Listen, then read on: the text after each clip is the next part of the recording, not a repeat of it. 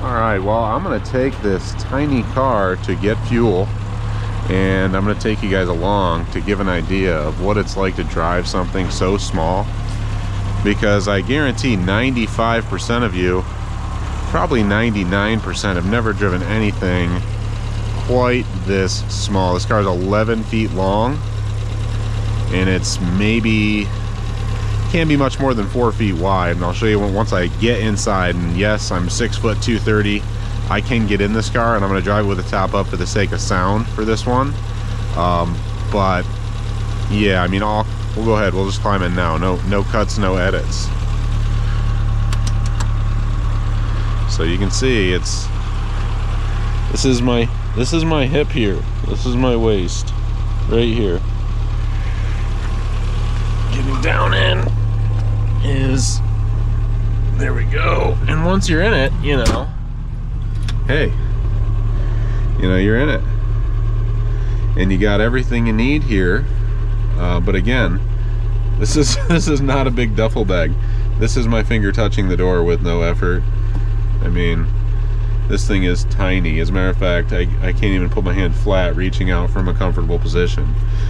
So I've done one video on this car, and you know, it's not the most popular car on my channel, but I do like it myself. And so we're gonna put our seatbelt on, even though I don't know if that truly even enhances the safety.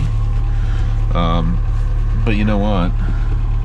I don't think safety is really the thing in this car. I think it's quite the opposite.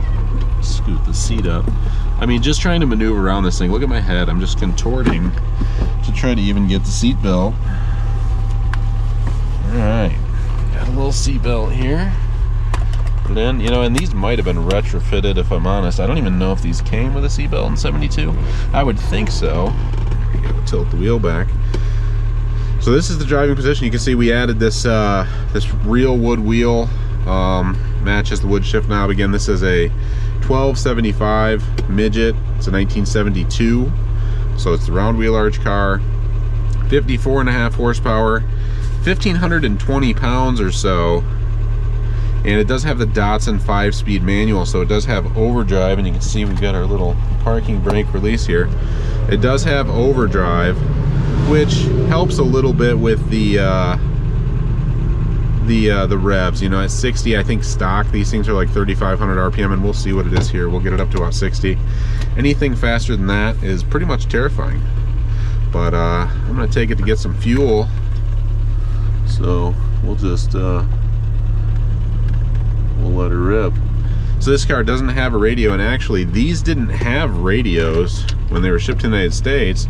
They had this panel, and most of the dealers would do a dealer installed radio for an extra charge. I'm sure most people did it. This car had a stereo one time, but the last owner put it back to non-radio spec, which I get that. It's an analog car and it's whatever. But yeah, you can see we're a little low on fuel here, if you can read that gauge.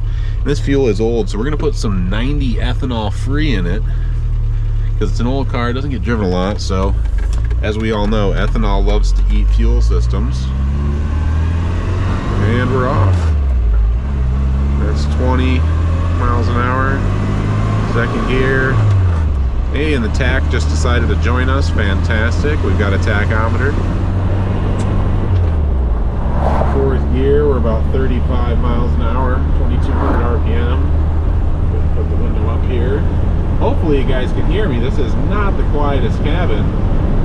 And we're getting up to about 50 at 3,000. Shifting to fifth. I swear this car might be quieter with the windows, or I'm sorry, the top down. On the way back, we'll do it with the top down, so bear with me. And if the audio is terrible, I'm very sorry.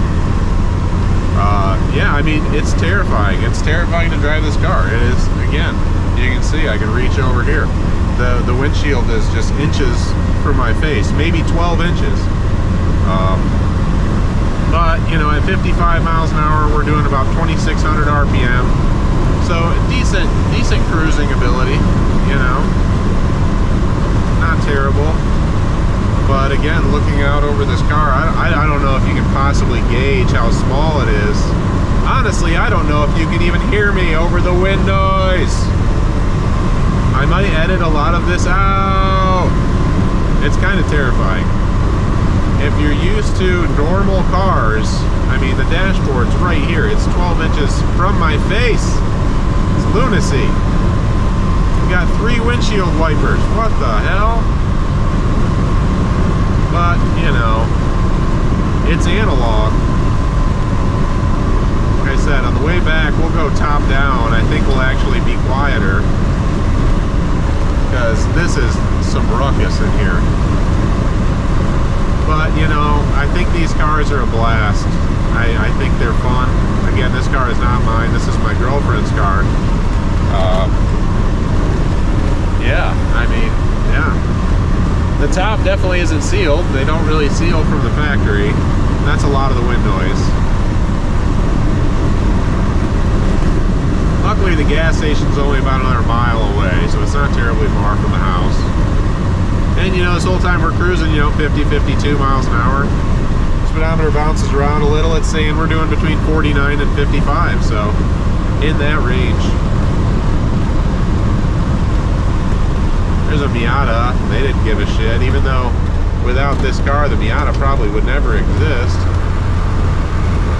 That lady seemed quite enamored with what the hell she was looking at. Probably no idea. Beauty of the Datsun transmission, other than the... I was just gonna brag about the synchromesh, but here I am grinding gears, so fuck me anyway. But it is synchronized. Whereas a regular midget transmission didn't have a synchronized first gear. Oh yeah. Full throttle, baby. That's 20, that's 25, 30, 35. You know, it's really not that slow on account of it's so light. So we're gonna get some fuel in this bad boy. 90 octane. And everybody at the gas station is probably gonna look at me really stupid on account of that I'm wearing a GoPro on my head. But I guess the reality is I don't really give a shit. This is one of the few gas stations around that serves 90 ethanol free. They don't have premium, they just have 87 and 90 ethanol free. So we're going to show you where the fuel tank is. Got some Harleys out here, you know, they're obnoxious, so louder than fuck at idle. Brake on. Go ahead and shut her down. Boom, just like that. And yeah, you know, they've got to roar their 38 horsepower bikes to life and be louder than fuck and slow at the same time, which is a beautiful thing. So you can see here, maybe this is the ejecto seat.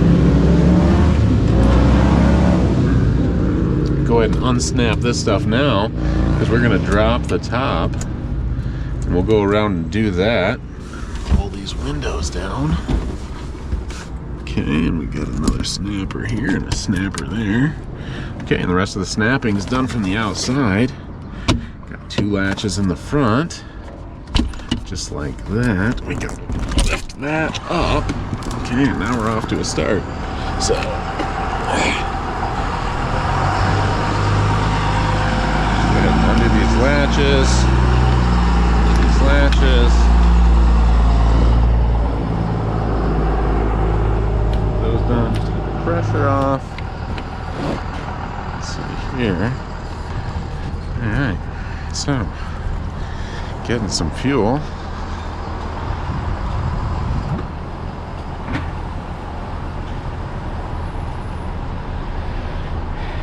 Enter my zip code. Good lord, guys, don't look. Okay. Going for the ethanol free. Come on.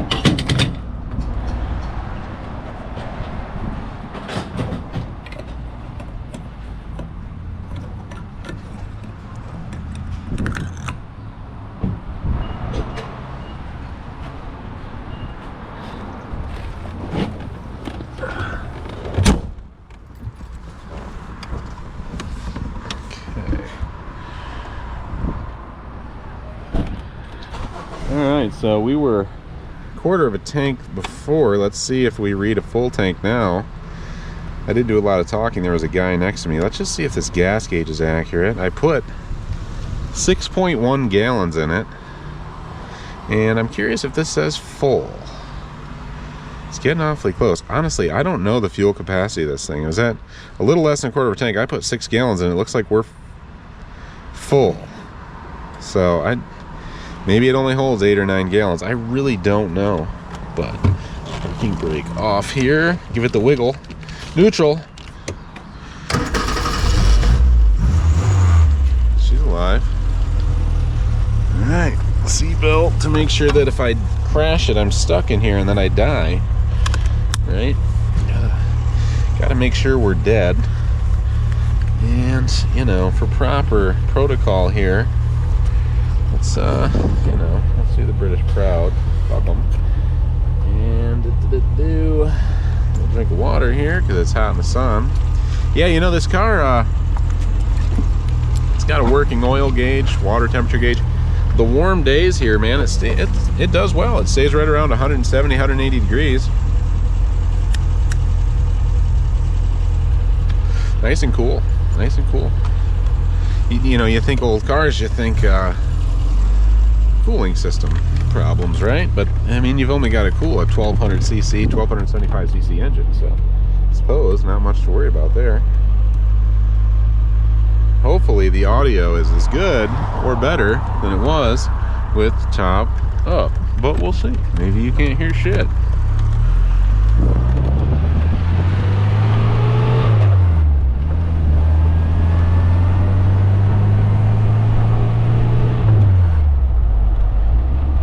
I feel like you're probably just looking at the little my brain doesn't work, visor, but that's okay. Around here, beautiful Plainwell, Michigan. If you've never been, plan a trip. Second gear, nice clutch actuation. Clutch in, third. Little dodgy when I put the clutch in. I think maybe we need shocks. We're just gonna cruise, man. We're just gonna do a nice 35, which honestly, anything above 45 in this car starts to feel dangerous, unnecessary and dangerous. I think this is kind of the happy speed where things feel under control and not terrifying. We're doing about 42. For me, this is about it. You know, after this, you start to contemplate, am I really even in control? And again, I'm sorry if the wind noise is brutal. I really should have brought my other microphone. I failed to do that. So.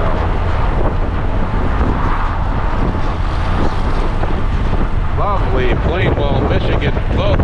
Soak it in. Soak it in. Very rural.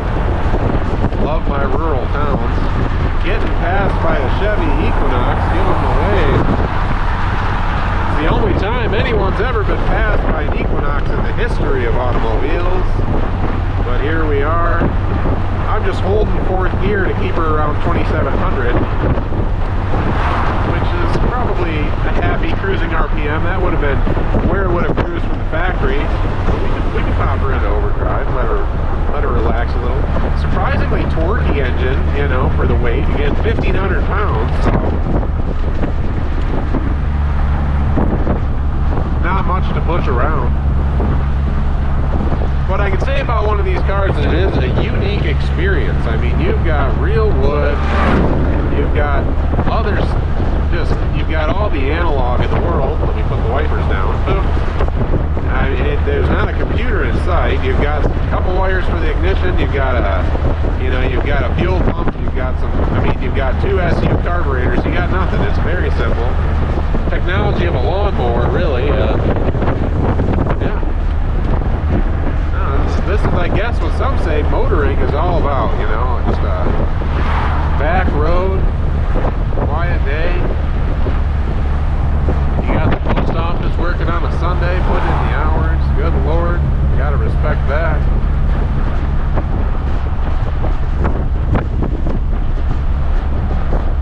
There's a C7 Corvette. Kind of wish I was driving that right now, but this is So I guess who's laughing now? And this car is depreciation proof. It certainly won't ever be worth less. It's a very clean example. If you've watched the other video, you'll know. I highly doubt you can hear any of this, but if you can, this will be great. Go ahead and pop her back down to fourth gear, because we're climbing a hill. We're climbing a hill, and that's not a fifth gear situation. Anyways, that's what it's like to drive an MG Midget 1275, 1972. It's a 52-year-old car, and a small, terrifying one. I don't think there's many cars that are quite as scary as this.